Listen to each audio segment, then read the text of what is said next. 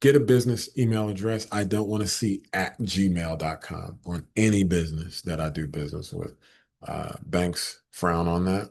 I have seen people get through and get approved with Gmail addresses, but I've seen way more people get approved that have their domain and their email address attached to that domain. I think Google Workspace is the best in the business at managing this because for $12 a month, not only do you get an email address that you can have multiple aliases for, and if we hang out together and talk, I'll show you a secret there that I've done before, where you pay for one address and you get a bunch of aliases, and then you go into settings in email and then forward to each one of those email accounts as they come in. And that way you're not buying five, six email accounts for your team, especially if they don't need them or have to have them.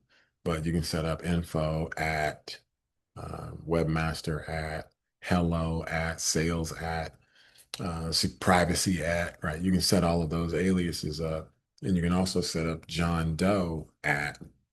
And when email comes in from John Doe to your inbox, you can have it bypass the inbox and go to johndoe at gmail.com. So if you got someone on your team that's a contractor or something like that, and they don't need an account that you pay money for every month, you can just do some forwards there. I love setting businesses up to do things like that.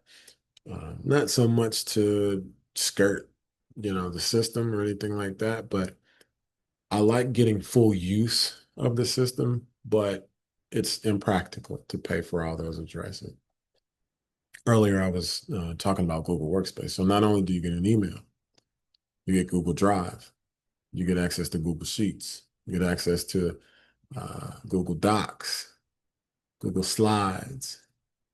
Um, you get a app developer account relatively easily. Now it's attached to a real business. It gives some notoriety, to the process. Google Drive is valuable. And then you can also process signatures on documents as well. You can set up signatures. And that's all for $12 a month per account. They've got a great service. You don't get that anywhere else, period.